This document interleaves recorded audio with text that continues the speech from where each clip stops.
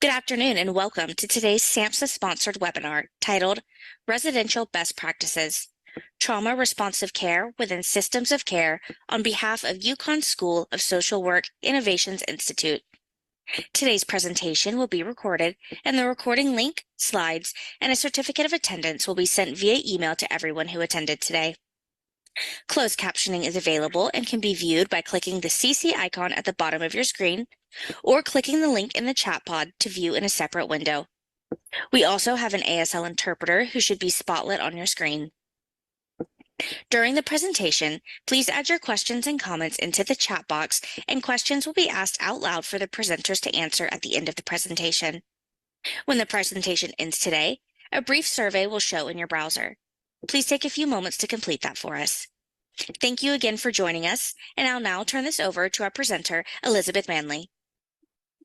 Thank you, and thank you for joining today. My name is Liz Manley, and I'm a Senior Advisor for Health and Behavioral Policy at the Innovations Institute at the University of Connecticut School of Social Work.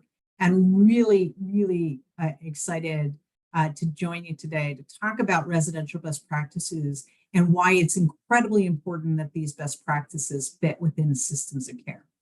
Just for a little background, I provide training, technical assistance, and consultation across the country through Innovations, and prior to that, I'm the former Assistant Commissioner for New Jersey's Children's System of Care. And today you'll hear a little bit about New Jersey's residential work.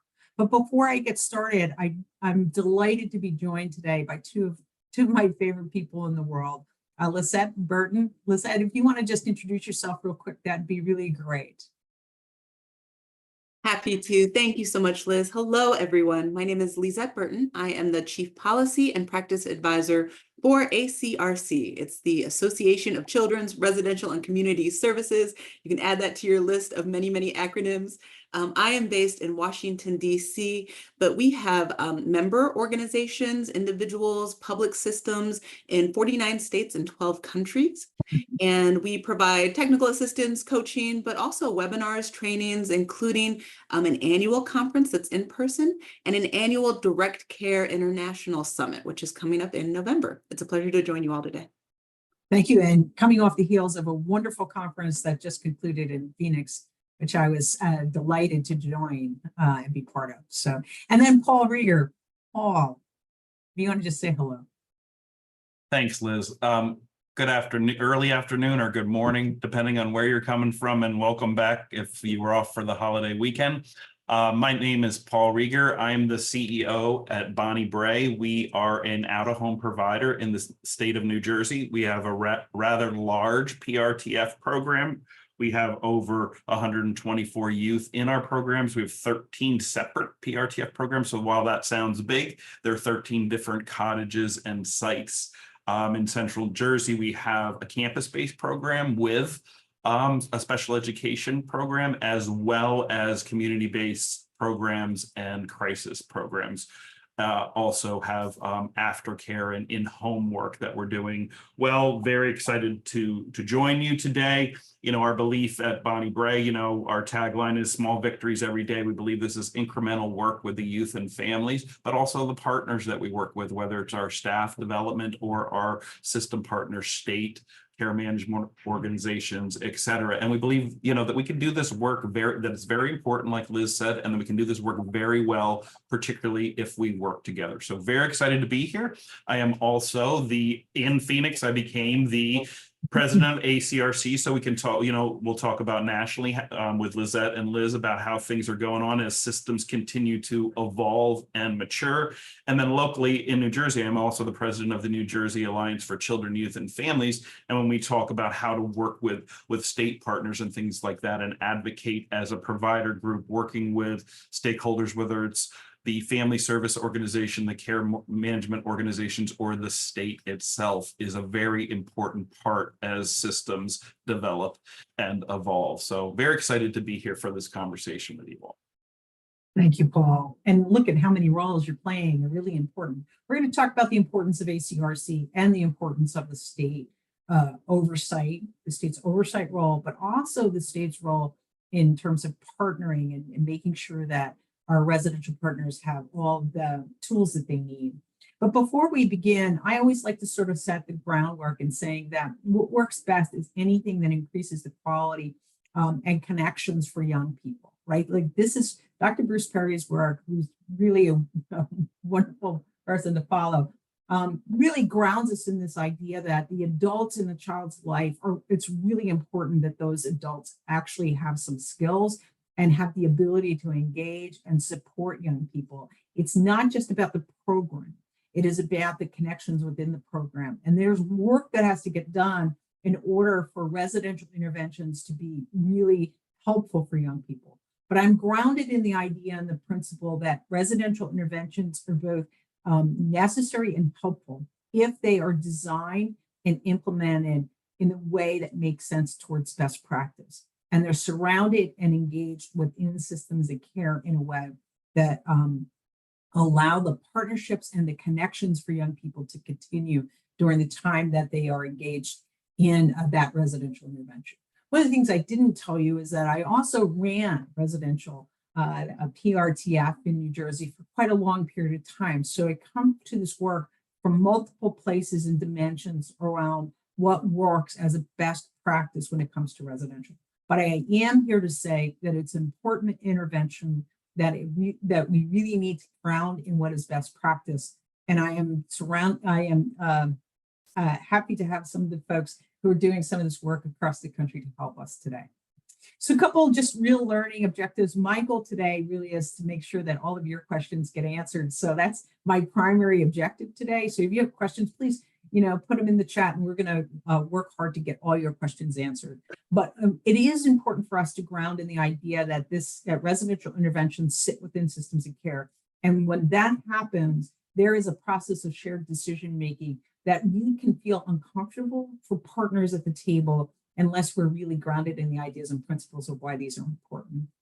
That best practices are important, and that's a moving target around best practices. What I mean by that is we learn more, and we've learned so much about what works for young people and their families that we want to begin to make sure that we continue to incorporate those best practices as we learn from each other within this work. And that really good residential interventions actually understand and are grounded not just in trauma-informed care, but trauma-responsive care, which really means that we're making sure that we're building that universal sort of precaution for young people, recognizing that many young people will have experienced a trauma and be responding to trauma, even that it hasn't been identified in any other parts of their record. And so that's a really important part of this work. It's also important for us to ground in the principle or idea that the young people who touch within a residential intervention are actually going to have some complex needs that we're going to need to address during the course of their time and engagement within that residential. Let me start by saying that systems of care, systems are complex, right? Depending on where you are and what kind of systems you are. I work all across the country. I think I've touched now in about 40 to 45 states. And I know that every state looks different with different strengths and opportunities. But getting care can be really complicated if you're a family member and a parent or a caregiver who's worried about their young person. And what systems of care do is really make sure that that the system is organized in a way that help us actually get to care in a way that makes sense. Easy access for families is what's the driving principle of systems of care. But before I continue, I just want to pay homage to Sheila Pires and Sheila Pires' work. For folks who are familiar with Sheila, you may know that Sheila just recently passed, and I want to make sure that we acknowledge what she has given to the field. Every time I mention Sheila, I get a little emotional. I just want you to know where that's coming from. So Sheila Pires wrote the System of Care Primer. That work is groundbreaking when it comes to not just the role of how systems are organized and designed and financed, but the role of residential interventions within that system of care are just really important for us to remember and to be thinking about. Here's some of the ideas and principles of what a system of care is. just for folks who are not familiar. It's basically family and family-driven youth guided, or youth-driven and family guided, depending on who these young people are. That really, we predominantly talk about home and community-based service, but I want to put that conversation into context. We're talking about the majority of young people served within systems of care are really served within the home, school, and community, and that there is a smaller number of young people who benefit and heal within residential interventions, and that those residential interventions are connected to home, school, and community for these young people. It's not a disconnect of these ideas and principles. We don't disconnect young people completely from the communities that they come from when they touch within residential interventions is a grounding principle within systems of care. And that the work we do are strength-based and individualized, that we're trauma responsive, use trauma-informed care, that we recognize the importance of the community, that we are committed through health equity, through that health equity lens to ensure that access is available across the system of care to ensure all young people who need help get help at the time they need it for the duration that they need it, and that the services are delivered in a way that is coordinated across systems, across juvenile justice and child protection, education, medical, that there's coordination across those systems.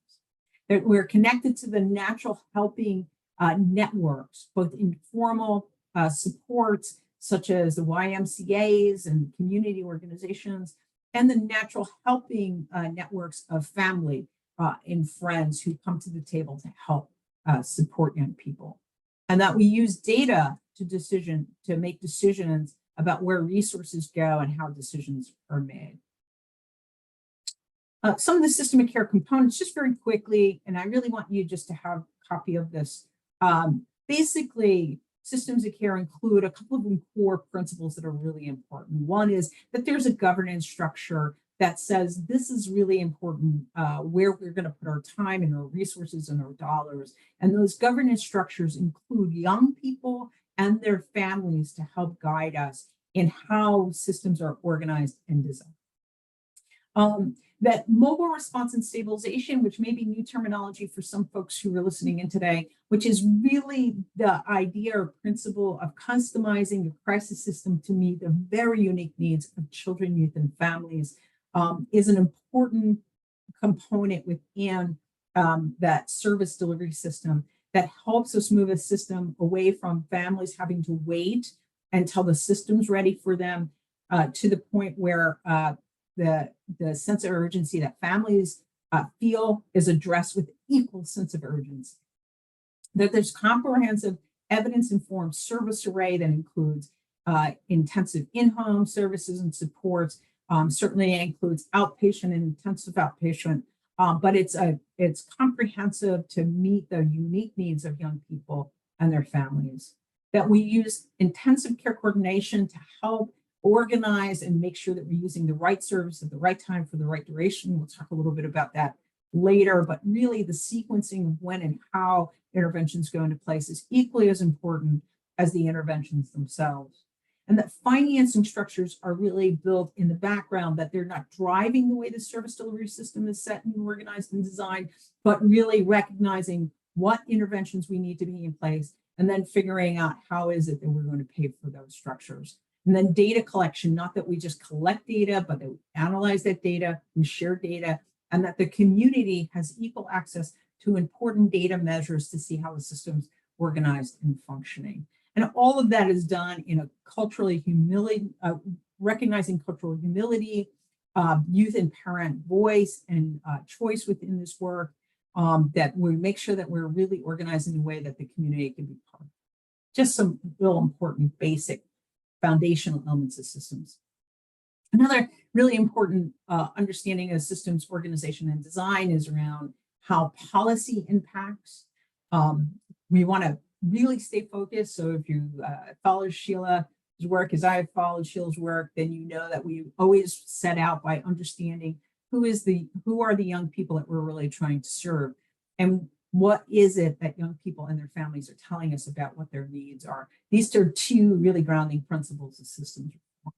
So the population focus, the making sure that we have financing structures that are in place, that we have regulations and rates that make sense, that there's management infrastructure to make sure that we have the ability to collect data, that we can see whether or not these interventions are being helpful or harmful to young people, that there's accountability to what's happening, and that there's frontline practice shifts. We move away, and I'll just give you a couple quick examples. We move away from things like diagnosis driving the work to really the need for young people driving the work. That we know how to use assessment tools that bring us to the ability to be able to communicate with young people and families in a way that we can highlight what that young people and families are saying really needs to get addressed. That we're supporting the workforce, not just in making sure that we have enough people working in the field, but that those individuals who are working have the tools on their tool belt to be able to do the best work possible. And that we're focused on care planning being something that really matters.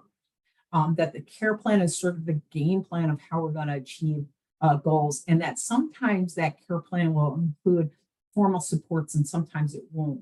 But in the world of residential intervention, the care planning needs to include not just what happens within the residential walls, but external too. So how do we keep that young person engaged in their own community, engaged in their own family? How do those things interact with the work that the residential partner is working on? And then certainly the community, which is incredibly important in all aspects of the work that we do. But good residential interventions, we're planning a transition as part of the assessment. And this is complicated work when we're talking about residential interventions. There's absolutely no doubt about that. But we want to keep in mind, how do we make sure that we're really thinking about not just plan A, but plan B, plan C, plan D, but also how do residential partners be able to connect with the folks that they need to ensure that there is good transition for young people as they return home and to the community. So it's really important that we pay attention to transition all the way through that young person's experience. Then we move away from this idea of placement. Placement's not a helpful word as we're talking about young people within systems, and particular systems of care.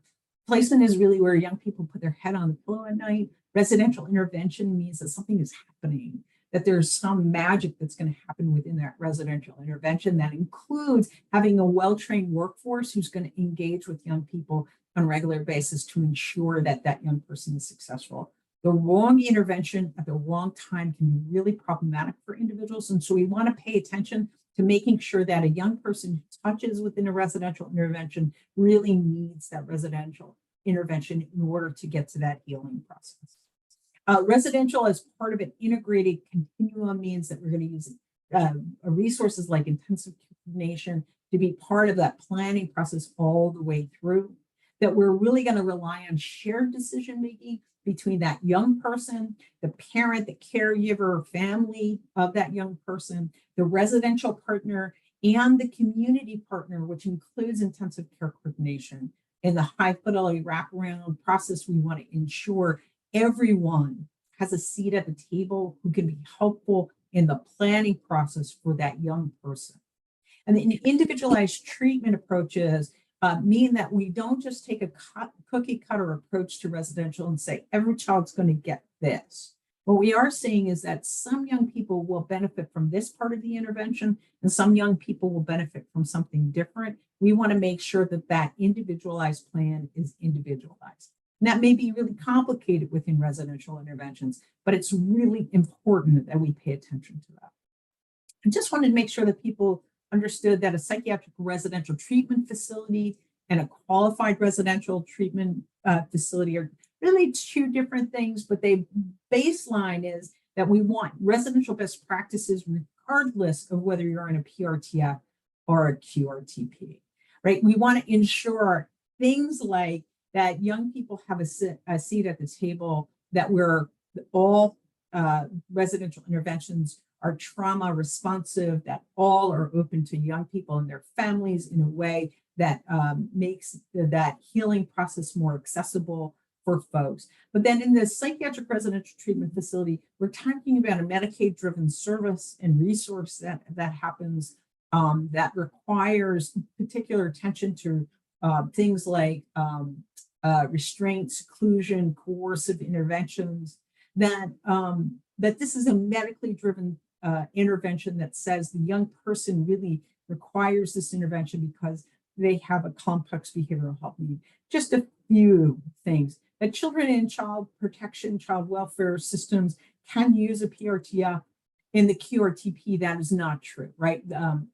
It's not open to all children. It's really limited to young people who are at risk of the child protection system or touching in the child protection system. So they have to be child welfare involved. A judge has to be engaged in the conversation. The QRTP is really about improving the quality of care. So we really want to get to residential best practices. It's incredibly important that there is an assessment within 30 days, where in the PRTF, that assessment is done both prior to admission into the PRTF as well as at the time of admission. And that both are trauma responsive.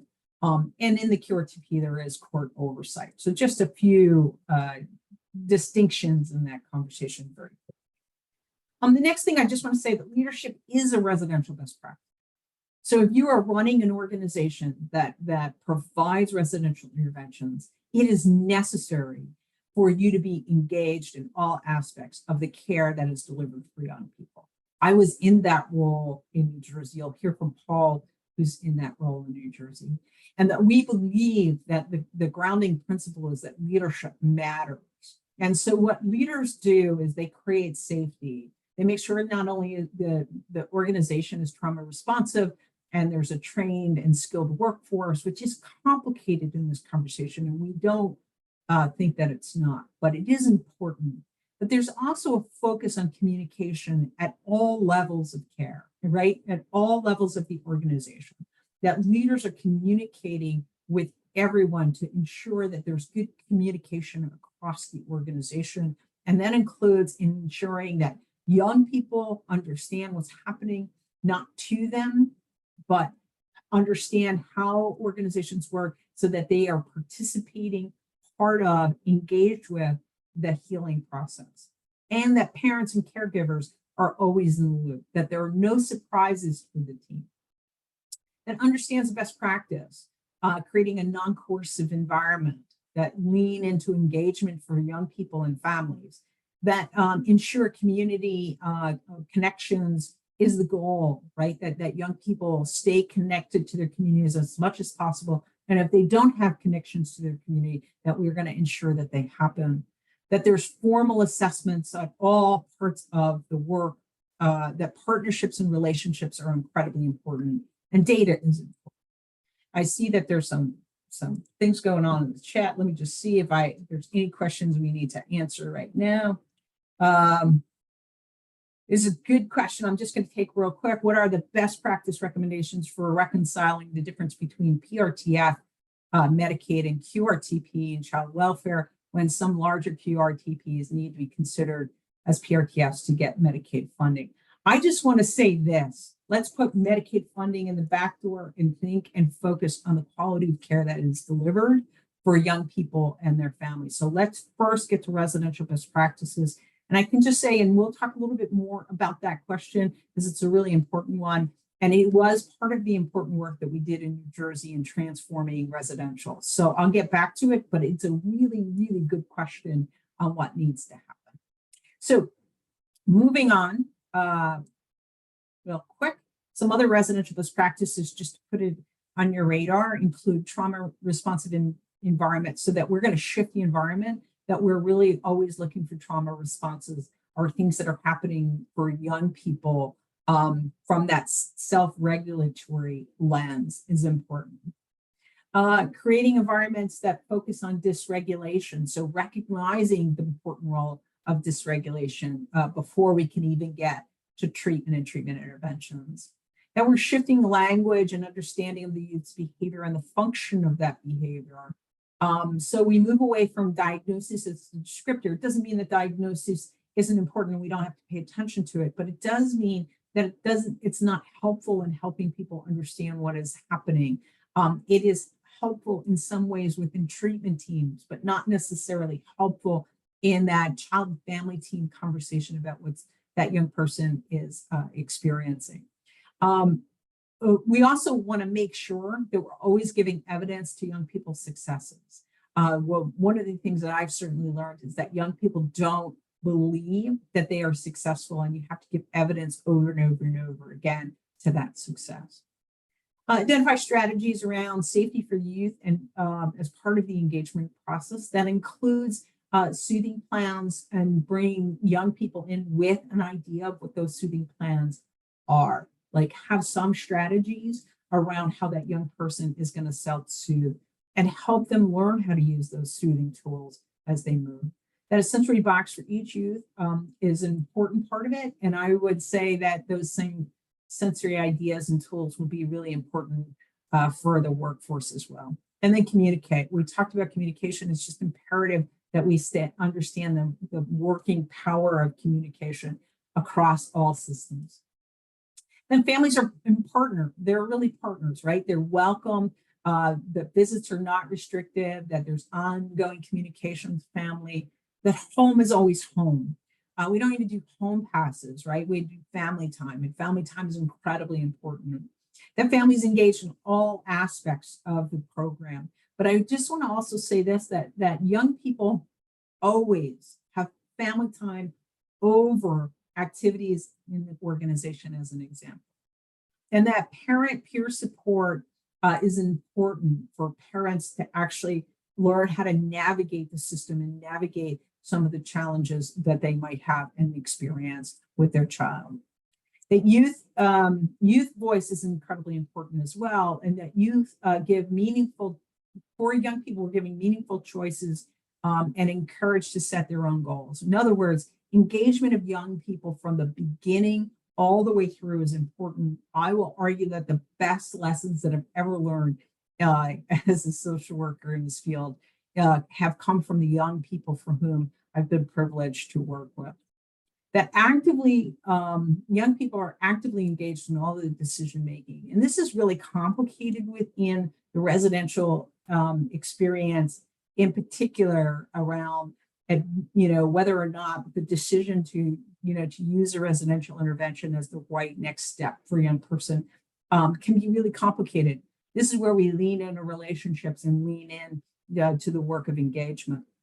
And then youth peer support providers, whenever possible, can be an incredibly important part of the work. I just want to touch briefly on intensive care coordination by basically saying that a residential best practice includes a intensive care coordination using high fidelity wraparound as its practice model, be the upfront decision makers, the first line of decision maker in the residential space is really important. That work of teaming can be really a game changer for all systems. So really important that we're using intensive care coordination, not just in the decision making up front, by the way, but all the way through that residential intervention. Those intensive care coordination partners are important in making sure that the home is always available for young people, making sure that families feel supported within the process, making sure that they're bridging that residential intervention to home is incredibly important part of the work. Just some real quick strategies for oversight. So if you're at the state level or the community level that you're a payer of residential, it is important for you to know residential best practices. It is important for you to understand that there's expectations for this, but there's expectation is that there is a partnership within the work and that we don't hand all responsibility over to our residential partners without actually ensuring that we have made sure that our residential partners have all the tools that they need to be successful.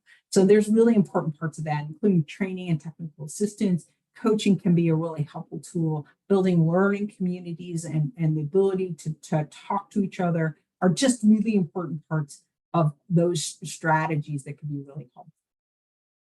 I'm just going to touch on New Jersey real quick by basically saying that New Jersey has been at this work for quite a while. And some of the reforms that they made up front included real focus on youth and family engagement, building small home-like environments. And by that, I mean really homes in the community, houses within neighborhoods, that they're trauma responsive. And that means that each of the residential partners has done a lot of work in building their own understanding of how trauma works, but also building trauma responsive tools within their organization. That the goal is for the child to feel better, and we can see when a young person feels better through the assessment tools that we use. Do they go to school? Are they engaged with family? We can see those things through those assessment tools. That intensive care coordination is really important. That strong community connections throughout the course of that young person's experience is important.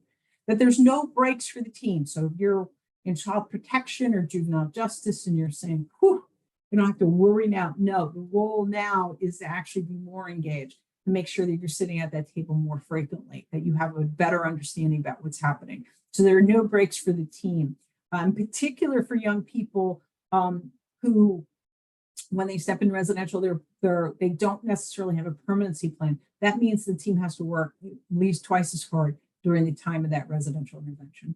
And that one of the lessons from New Jersey is short lengths of stay is a really important part of the work, making sure that young people don't stay longer than they need, right? So it is not necessarily based on length of stay. It is based on young people beginning to feel better. Once they hit their capacity within that residential, it is essential to move. And that means move them back to the community, back to their developmental path. Just a couple things. We did a systemic care expansion grant that allowed us to really focus on residential interventions. We focused on bringing the 6 core strategies to New Jersey to really support organizational change, the nurtured heart approach for all of our partners to help us actually communicate well and to have interventions that both young people, their parents, and all of our partners within the system can agree on and be using all the time. Somebody likes nurtured heart. Woo-hoo, love that. Then we use training, coaching, and mentoring in order to achieve a lot of the goals that we had.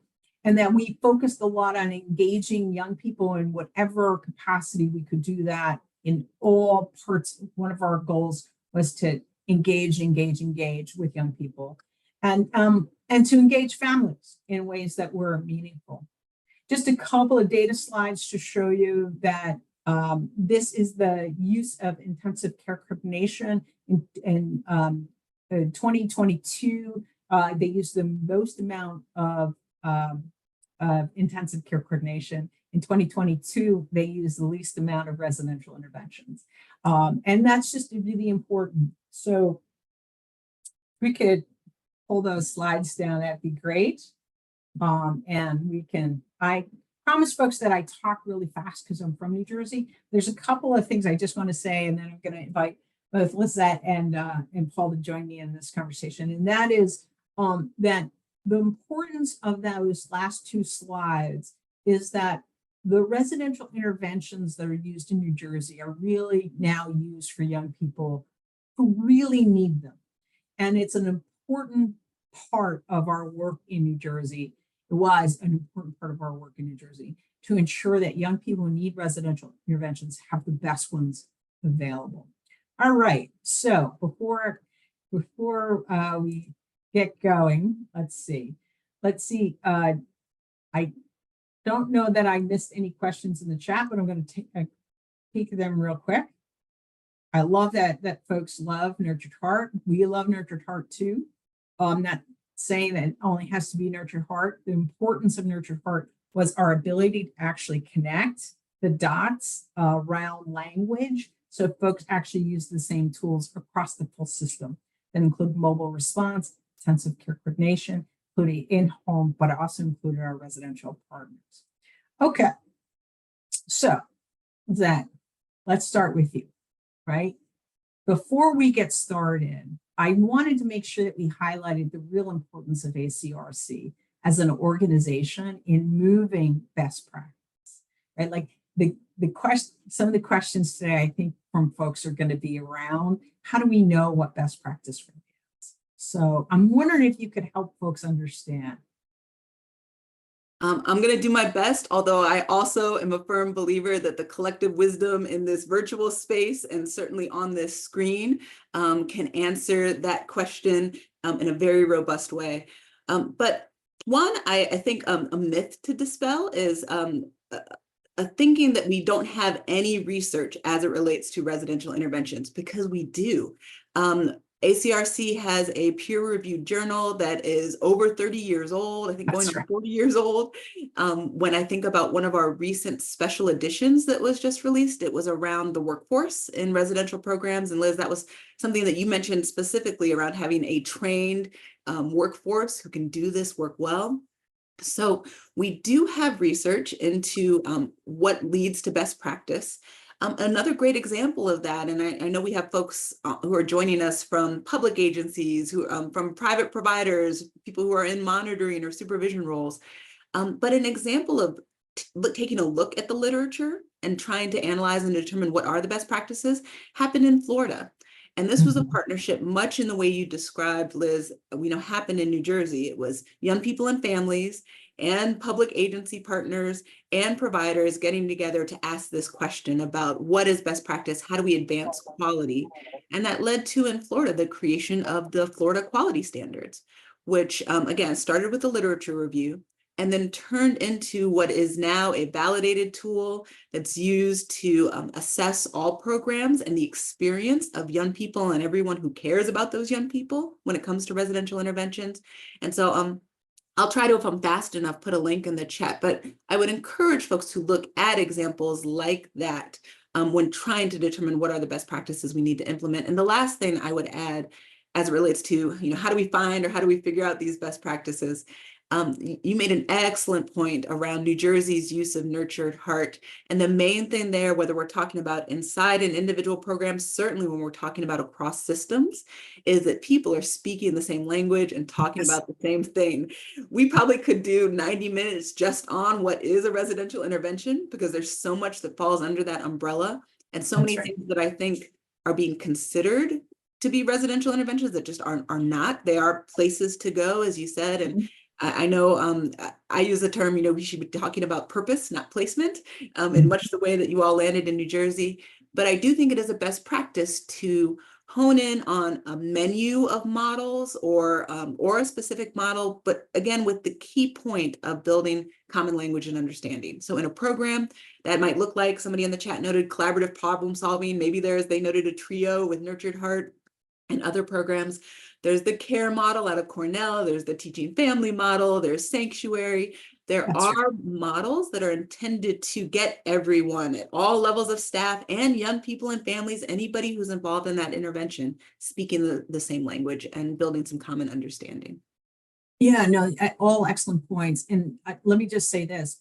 I am a fan of Nurtured Heart approach, but I'm also a fan of collaborative problem solving. And I'm also a fan of some of the other models, right? We picked Nurtured Heart because we had folks in New Jersey that were already doing work and we didn't want to complicate the conversation. So when we looked at it, we had more folks doing Nurtured Heart than we actually had doing collaborative problem solving at the time. And we were really trying to get to a train the trainer model. So that was important to us.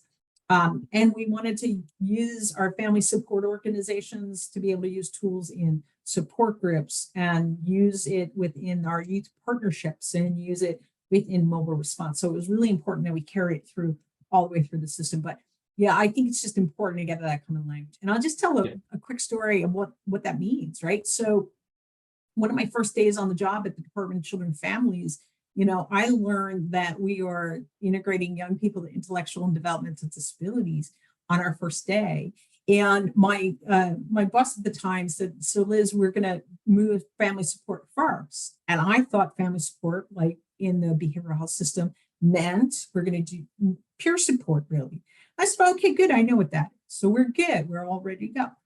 Family support in the intellectual and developmental disabilities world, in particular, in New Jersey for sure, meant we were doing respite. We were doing like this whole group of other things that were really more complicated for us to figure out how to do.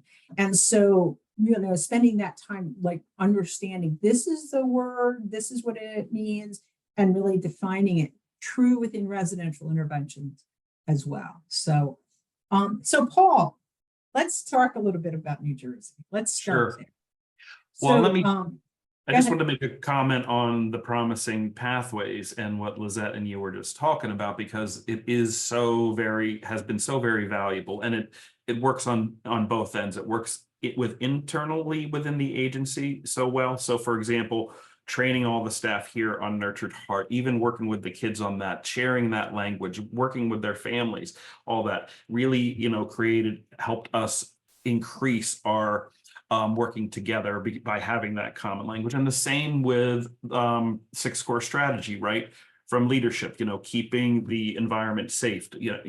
We have everything from our board members looking at seclusion and restraint data to, debriefing those every week and looking at our own internal data. Then on the state level too, going to a child family team in the family service organizations or in the care management organizations, now even in the schools, the fact that everybody's using the Nurtured Heart and using that language and thinking about it that way is very helpful. And on the other side, regarding, again, back to 6-core strategy, safety, the unusual incident reports, things like that, looked at collectively at the state level for data to help look at patterns and provide resources. So you're doing it internally within the agency, then you're doing it with your stakeholders too. So it is, again, I agree totally with both you said, and we add motivational interviewing and CBT, et cetera, where, you need eclectic, resources when you're doing a variety of work in out-of-home care, and there's specific programming and all those other things. But again, the emphasis and the need to kind of create common, using some evidence-based research, using the data and doing that across systems and within your own organization and kind of paralleling them really doesn't work very nicely together. And so, Paul, first of all, there's a question in the chat that I think you could answer, although I think both could answer, and that is, how does the Building Bridges initiative fit into the best practice interventions? For either of you, if you want to answer those questions.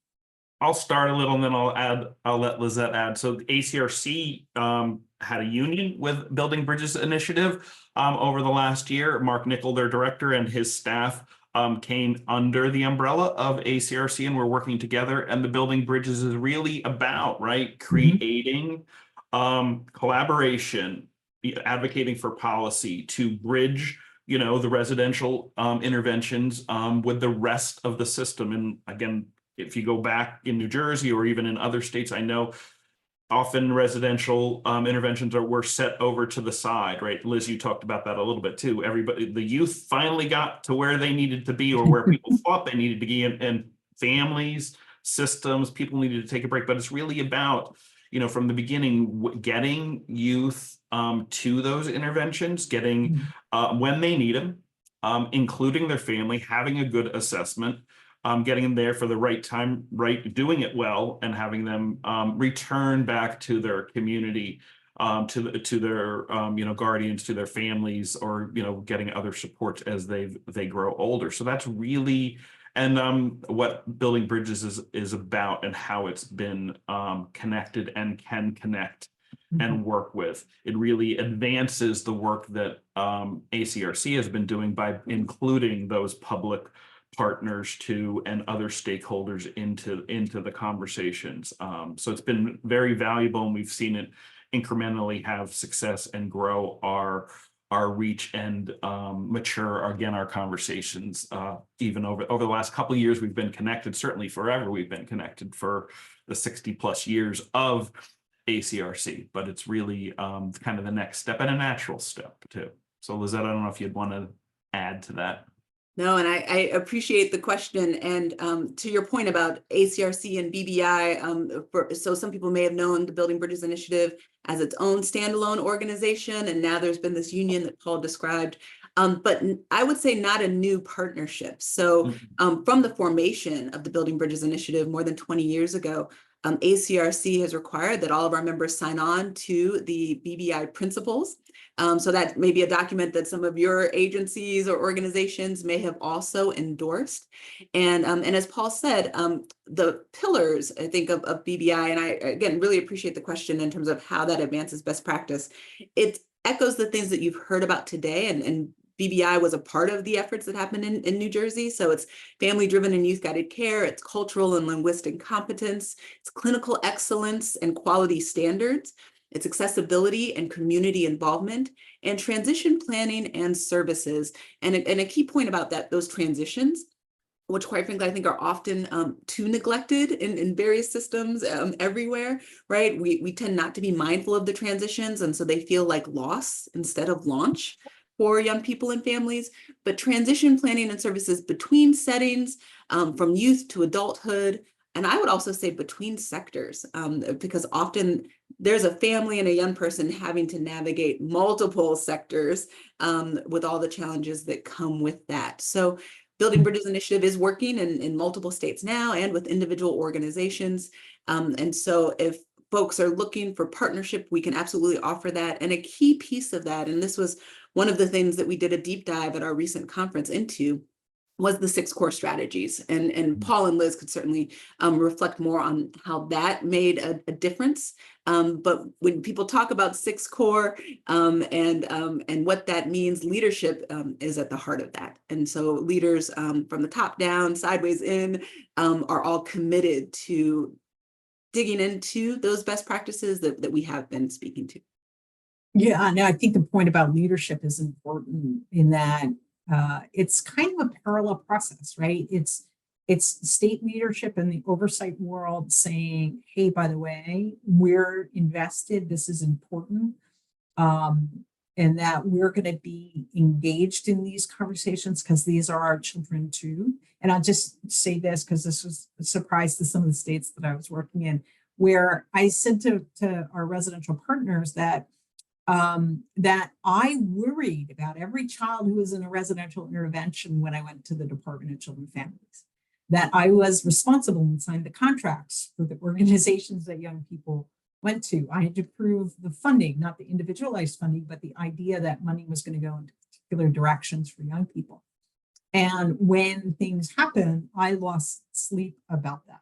And I didn't go to work to the Department of Children and Families to fix residential, but realized when I got there that it was imperative that we had the more tools, better tools for our partners, right, in the work.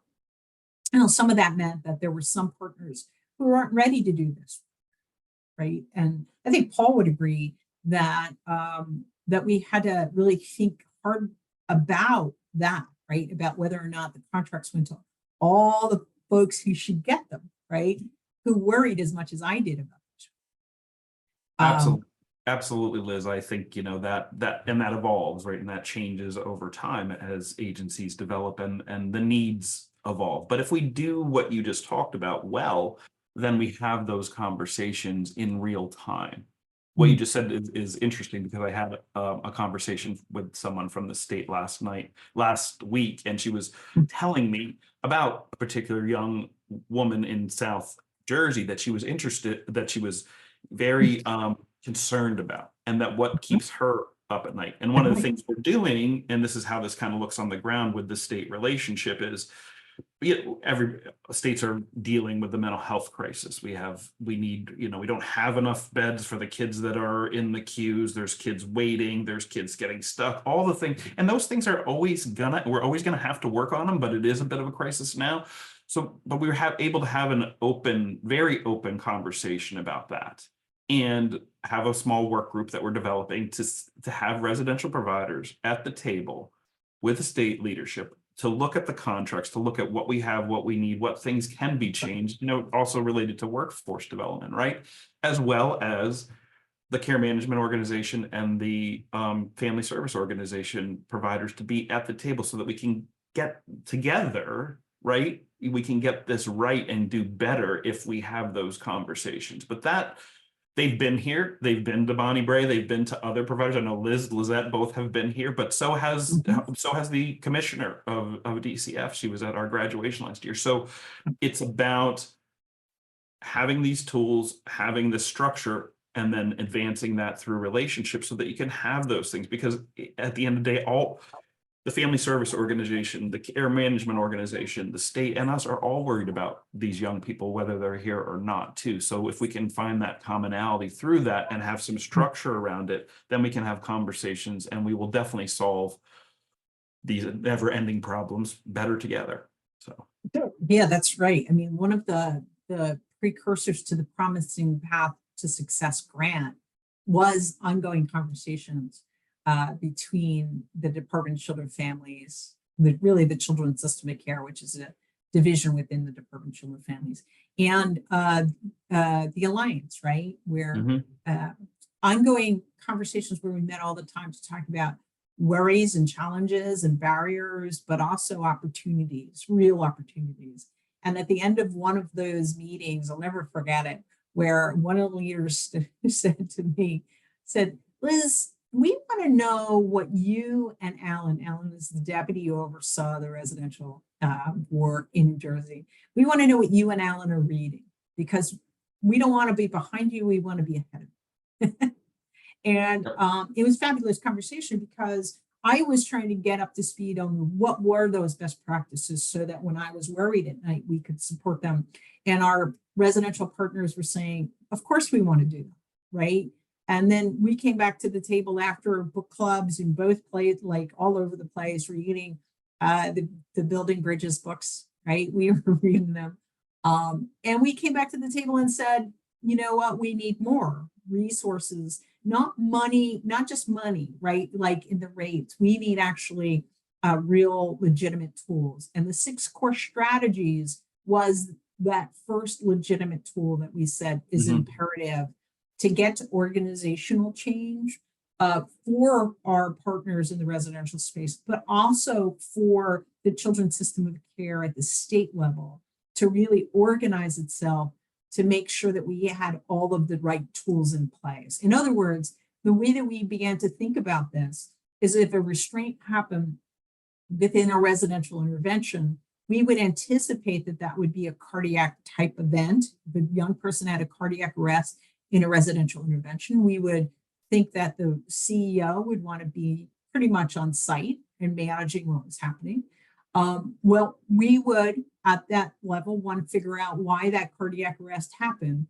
And we'd want to have data and information that says, is this an issue across the state or is this a one-time thing? And so we started to really study those issues using the 6 core strategies as a real primer, and then learn that we were not supporting our workforce in them. We didn't have enough tools, that we really learned to put together a coaching model, that we had used coaching in other parts of our system and somehow or another didn't use coaching for our residential partners. And it was so important just to open up space to have these really important conversations. So, but Paul, that was my experience. I'm curious about yours.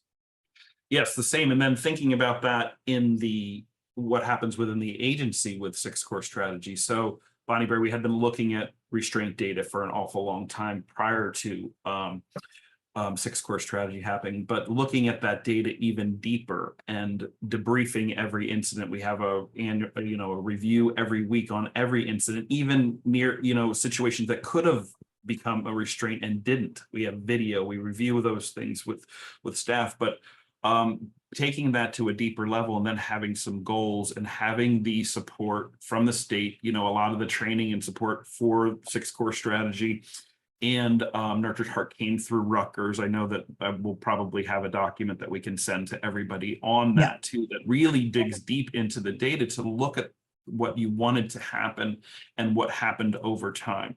So just 2 quick examples from that too. One thing we had found out through this debriefing and looking at this, that there was a lot of restraints in the school.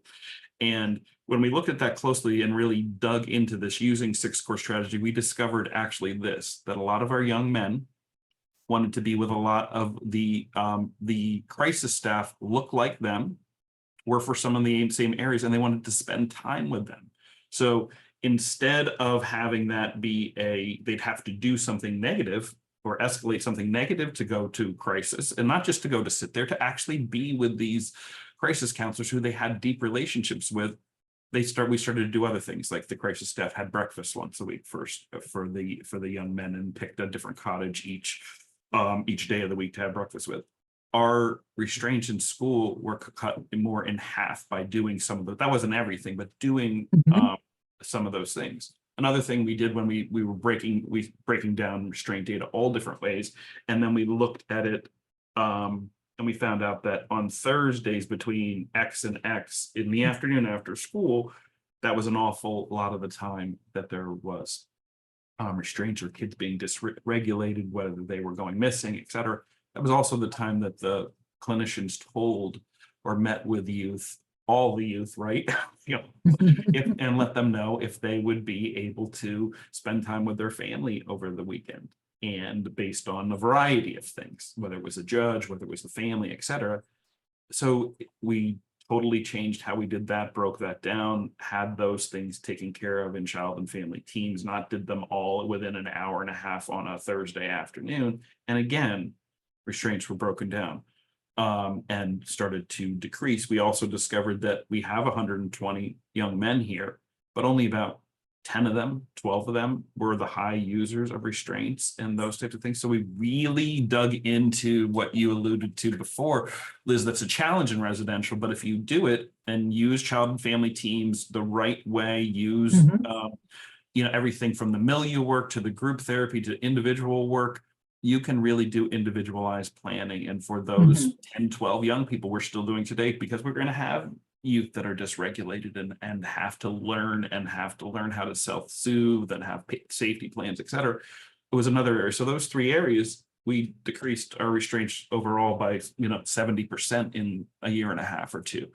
And it was partially because of what we were doing, and but Lizette, what you said before, it's about taking leadership, owning that, and setting goals, having some tools, having conversations internally, and then developing those relationships with your state partners and the other organizations that are need to be intimately involved while the youth and families are with us. Those things really started to change our dynamics and our data.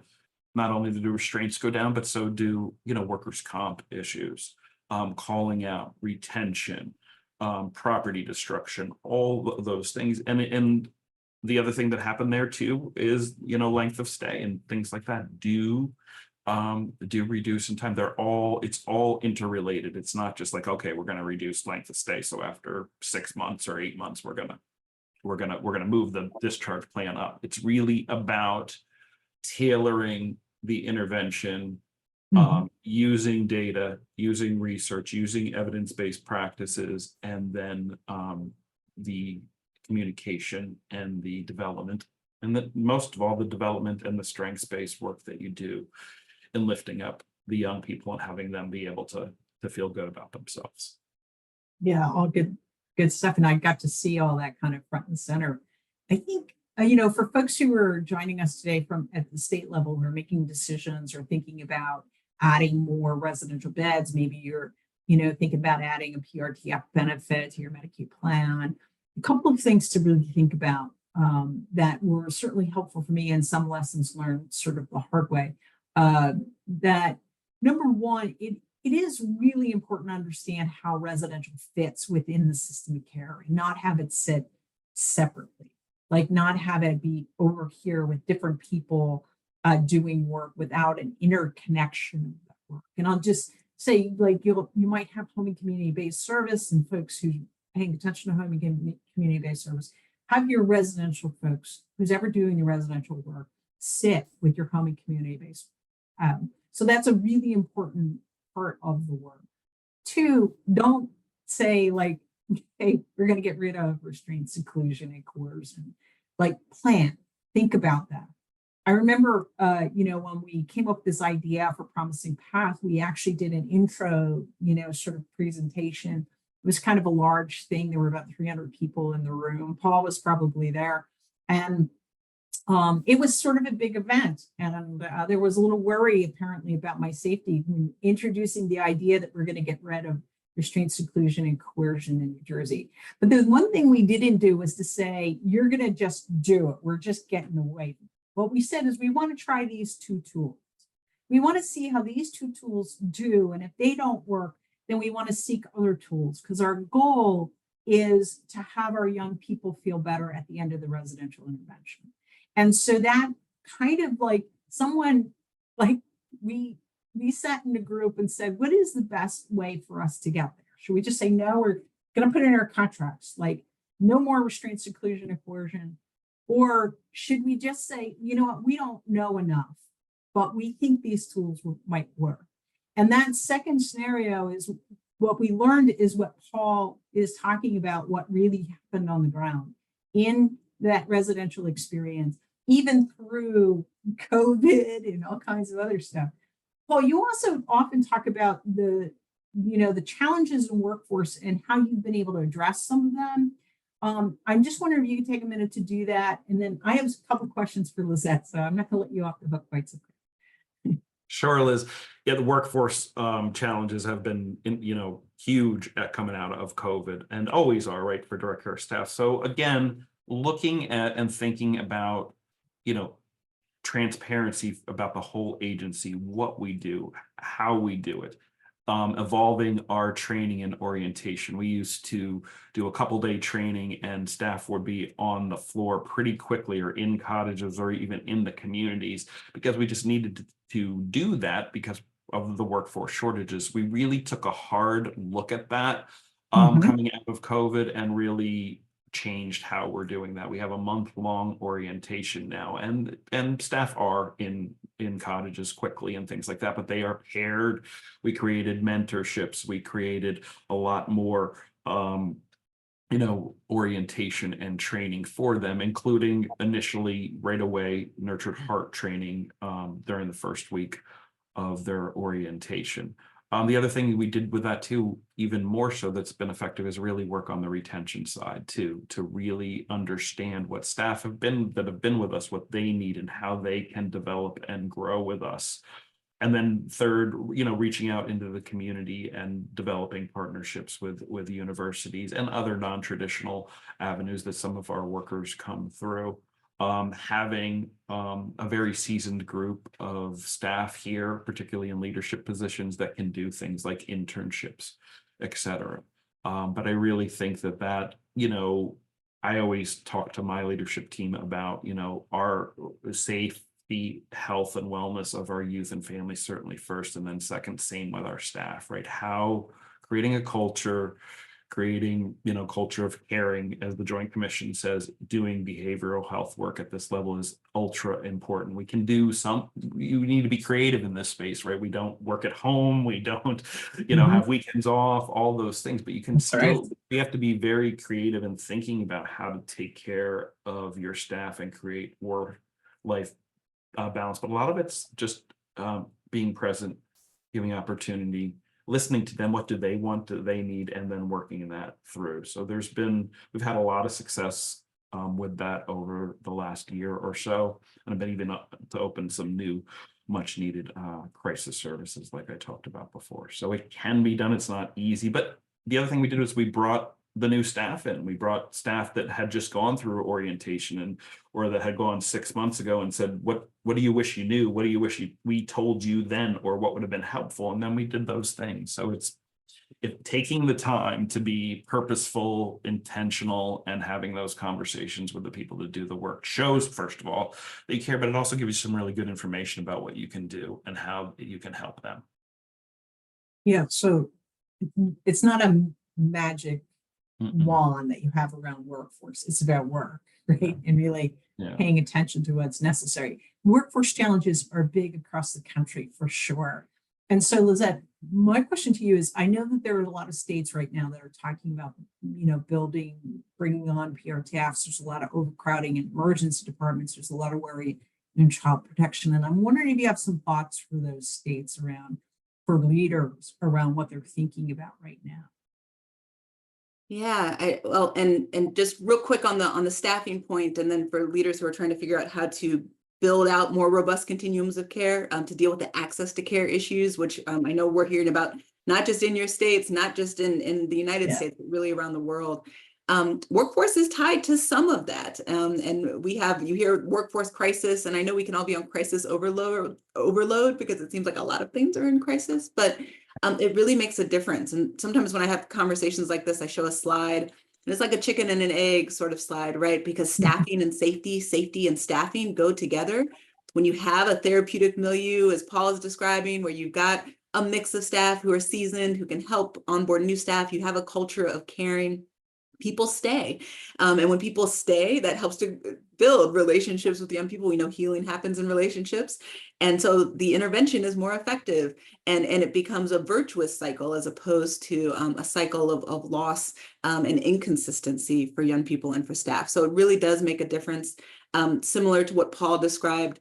I can think of another organization, MCHS Family of Services in Michigan.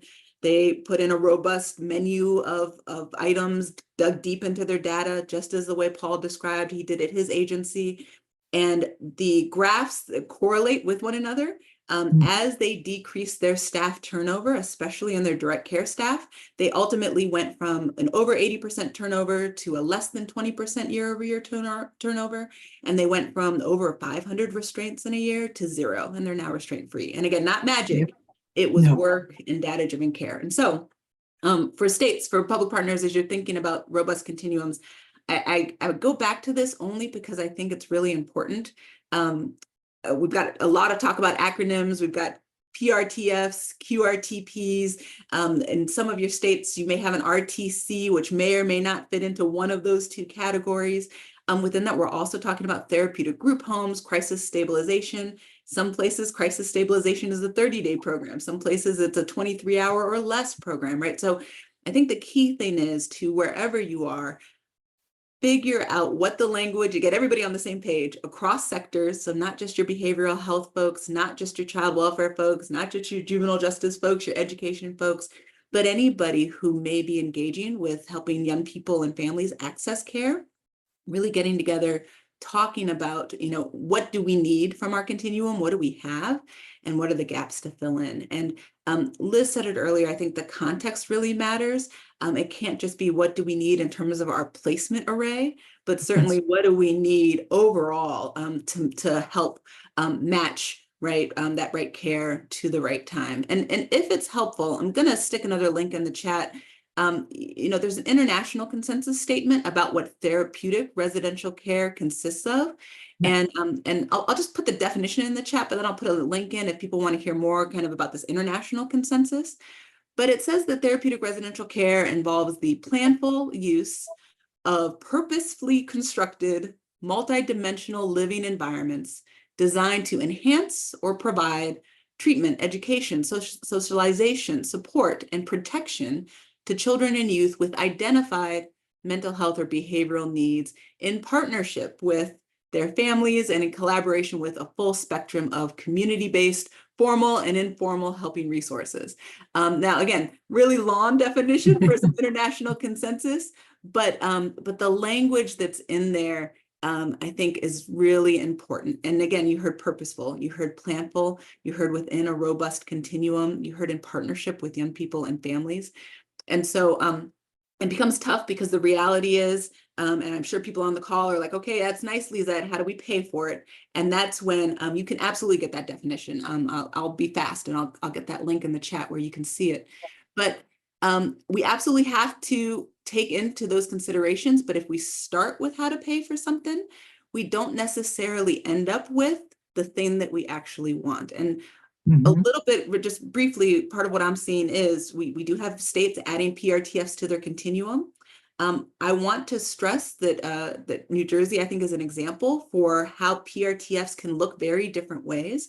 For many states, PRTF is considered the very highest level of intervention.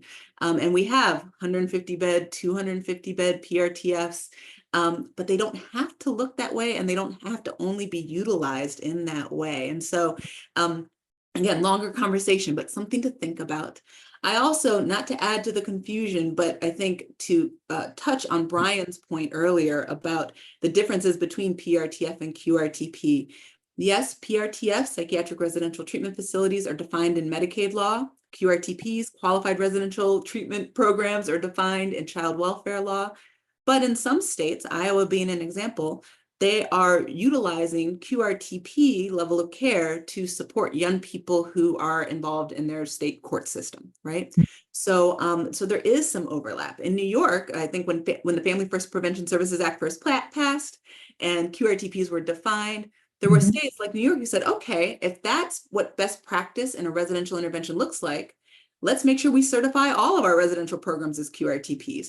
Yeah. Which has led to some problems in terms of payment and classification, especially for their special education programs, who are now QRTP classified, but the concerns about Medicaid and size, to Brian's point earlier, are a part of that. So if you start with how to pay for it, you're going to end up limiting yourself, but we certainly understand that that's a part of a key part of the conversation. But it's exactly right. If we design the system to mirror what is necessary for young people and families, easy access in the front door, public health approach, where all children who have a clinical need get that clinical need met. That is really then how we figure out the backdoor payment, where families don't have to worry, am I on this waiver? Am I in this Medicaid plan? Do I have the right number to get the right care? And how we move away from things like custody relinquishment, which is a real worry. And certainly one of the drivers to New Jersey's reform started with the idea that parents and caregivers had to actually touch in the child protection system in order to access behavioral health care for their children. It was the only way for the payment to happen. And then the reorganization, they moved the front door to be the front door for the behavioral health system. One of the things I want to say to folks listening is that as you're thinking through how that care pathway works for young people, you do want to keep in mind, what does your front door look like? And do we require young people to touch in higher places of intensity of service than is necessary in order for young people to get what they need at the time they need it? One of the real things that worked in New Jersey is that the front door is equal access, 24/7, 365, starts with like this concept that parents ask for help, we send it, figure it out, and then connect the dots. So those are just some thoughts for all of you as you're thinking through, what it would look like. There was a question in the chat. I want to make sure that we get to that question. Can you talk about the supervision or the direct care staff, frequency and process focus, reflective and trauma informed, and then on the job coaching supervision versus formal sit down supervision? So Paul, I'm thinking you might want to take that. Lizette, I'm sure you have some things to add. So I'm just going to give you the floor.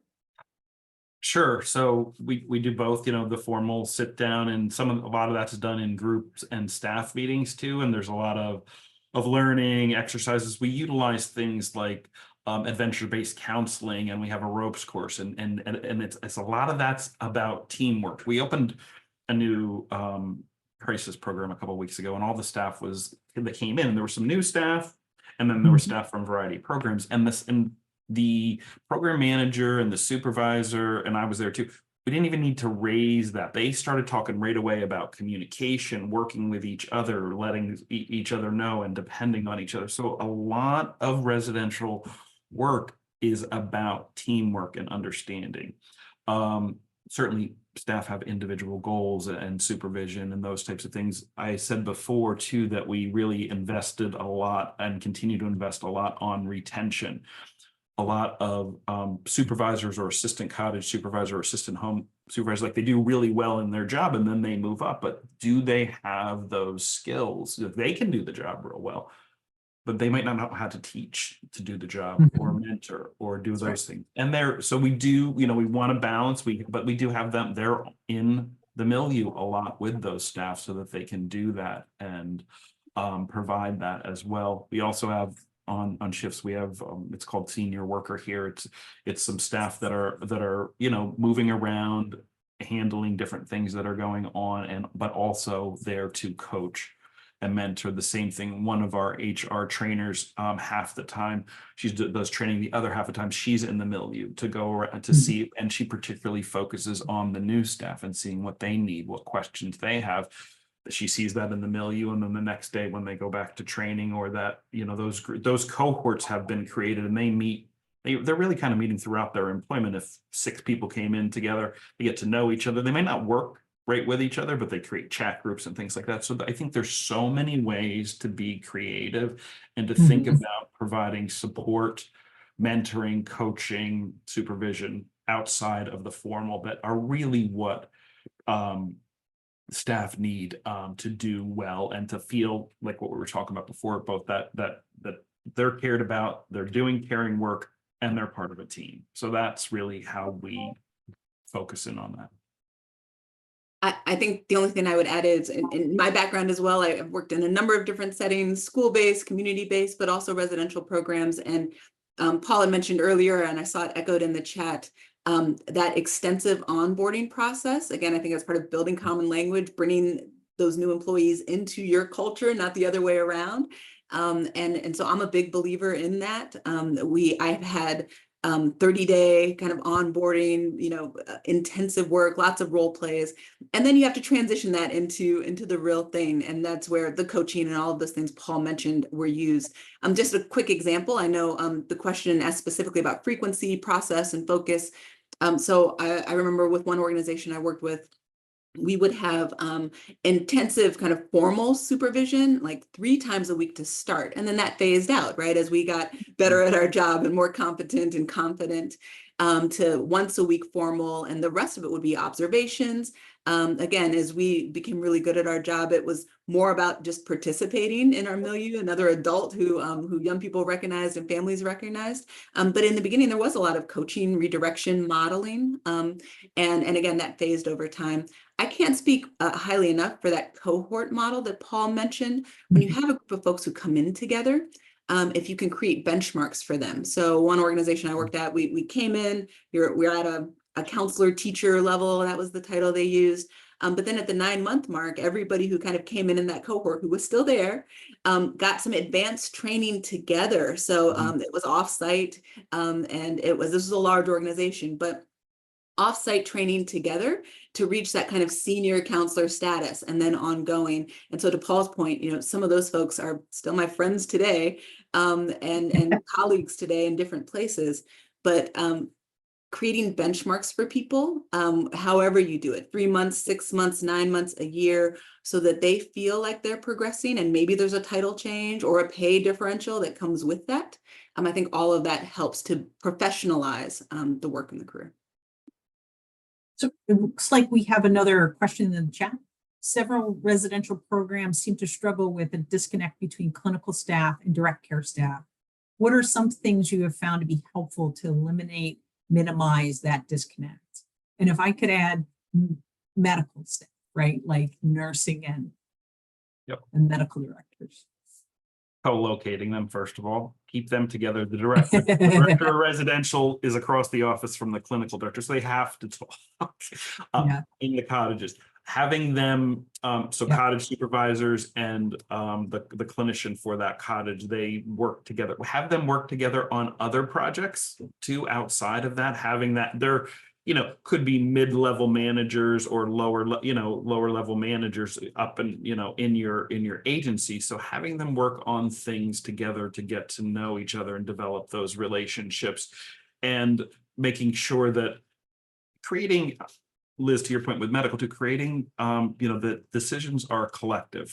Someone's going to make a decision, but if we're talking about, I don't know, something that's going on with a youth and their family, and there needs a decision to make, and clinical is often, right, the deliverer of the information, right? So that's kind of hard on them too. So they're like, okay, I got to make this decision. If they're not supported by the APMs, the health staff, and the residential staff in that, then that becomes this whole kind of triangle, and all these issues happen. So have them have planful time to have meetings together to talk about those individual times. We have psychiatric treatment team once a month where every youth is reviewed, and residential and clinical and health services are there so that everybody's on the same page, because a lot of it I find is about the communication. Everybody's so busy and sometimes they miss each other, and then it's easy to, like I said, get into blaming or other times, but you have to create opportunities to do that. But I do think one of the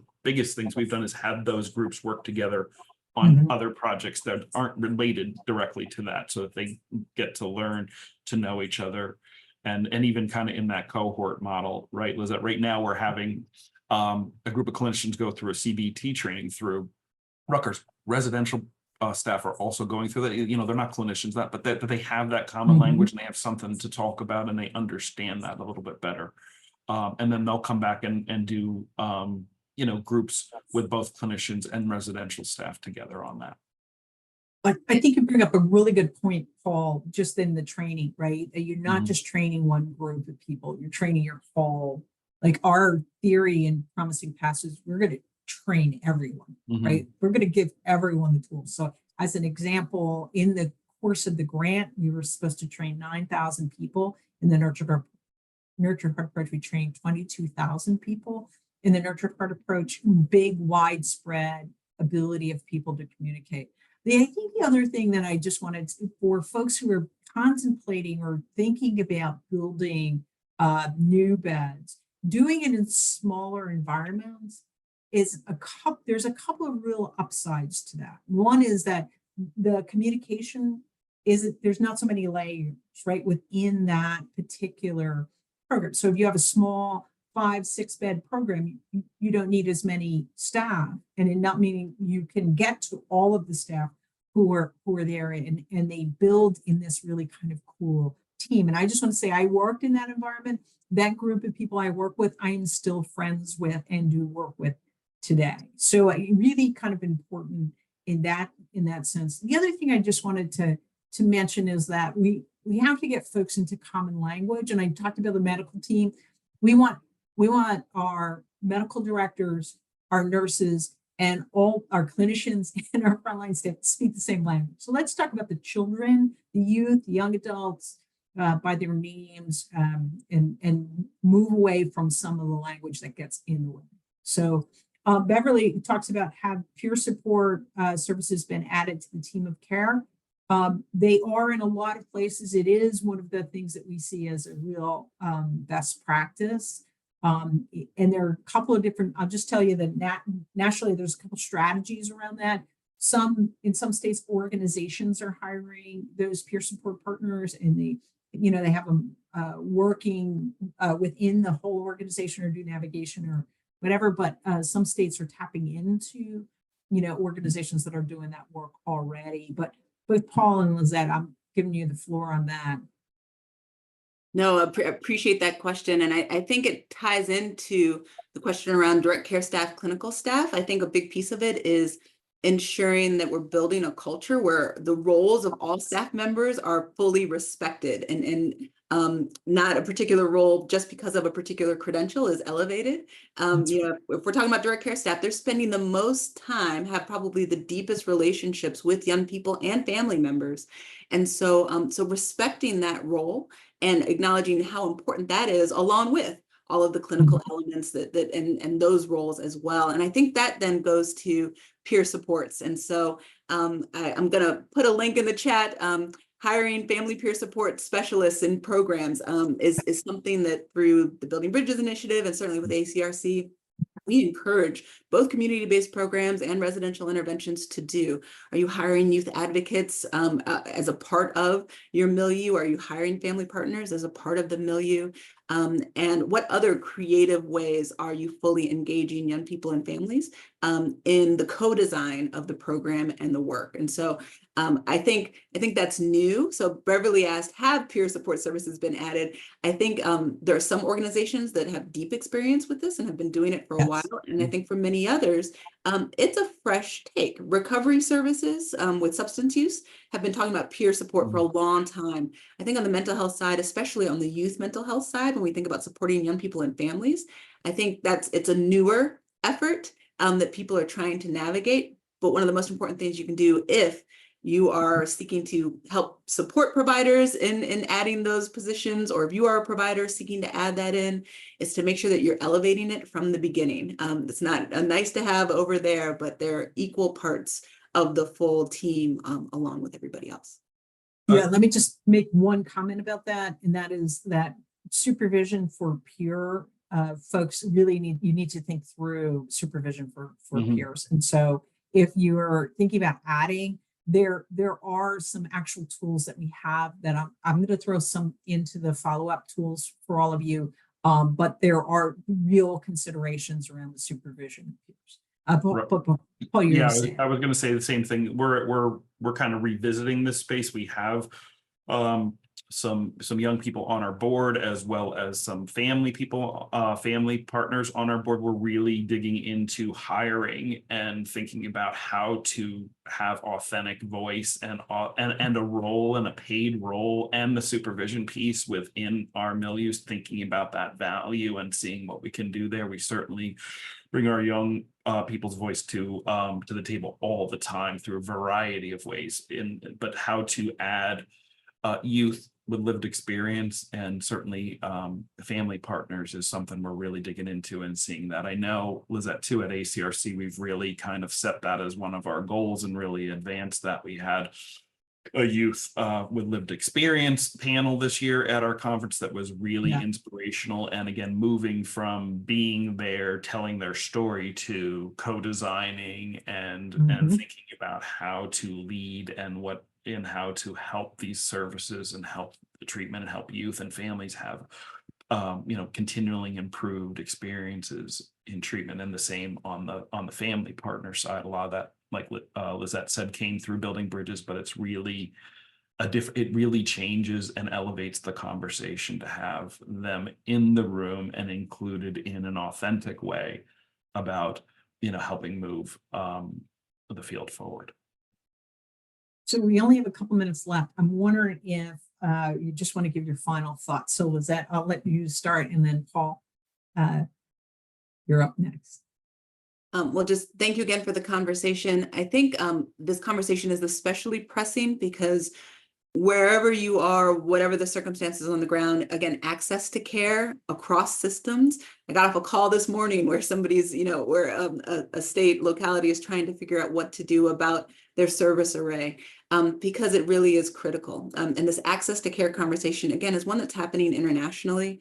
I'm going to share a quote. It's a draft report, but this is out of New South Wales in Australia. And I'm going to share it because even though it was talking to young people and families in a different country and a different jurisdiction, I think it easily could have been written wherever you are. And the name of the report is it's moving from cage to cage, and it's talking about young people who are in what's being referred to, and depending on where you are, alternative accommodation. We're familiar with that, right, in terms of hoteling, which is now such a commonly used service that it's a verb, which is really distressing. But young people in offices and hotels, boarding in emergency departments, those things are happening everywhere. And the quote from the young person on the cover of that report is, "I felt like a doggy in a pound being moved from cage to cage." And I say that because, again, I think we could hear that quote from any young person in America today who's experiencing these emergency placements, and not the planful, purposeful, partnership work that we've been talking about this whole 90 minutes. So I can't say enough how critically important it is to talk about, to plan for robust continuums of care, to dig into that data, to disaggregate your data, to ensure that, right, as we talk about best practices, what works for whom and when is as important as whether or not there's been an evidence-based study that that validates what's being done. So just thank you for everybody's ongoing work in the places where you are.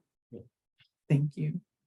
Thanks, Lizette. And I just want to say, and Ronnie had a question there in the chat about enrichment services and activities. And again, when we move from cage to cage to real high quality, thoughtful, planful interventions where the youth and family come visit the program and have a say in where they go and getting in them at the right place at right time, we don't look at those as enrichment services, we look at those as the services. That's That's when right. they grow. That's when they learn. That's when you get to know them. That's when we do we do more of that than we do everything else. And that's because it's so very important and so much work. So I'd be happy to talk Ronnie offline about that or anyone else about that as well. And then back, I think, to the main conversation today, broadening this conversation and including international groups, including state partners, including state agencies. I know we've been talking with the Office of Refugee Resettlement a lot about this. These are young people, these are family, these are people. We can do this work better if we all talk about it too. So that's one of my goals as the ACRC president. I know Lizette, Carrie, Mark, that team shares that as well, to continue to broaden these and be inclusive from the youth to the families to all our partners to do this work and broaden our collective knowledge together. So thank you all very much. And I just want to thank these two fine folks for joining me today, and all of you who've taken the time to join us. We are very vested in ensuring that young people get the right care at the right time for the right service. So if there are any follow-up questions, any other things, please send them to my direction. I'm happy to make sure that folks get them and get your questions answered. Again, thank you for joining us today. It's been an honor.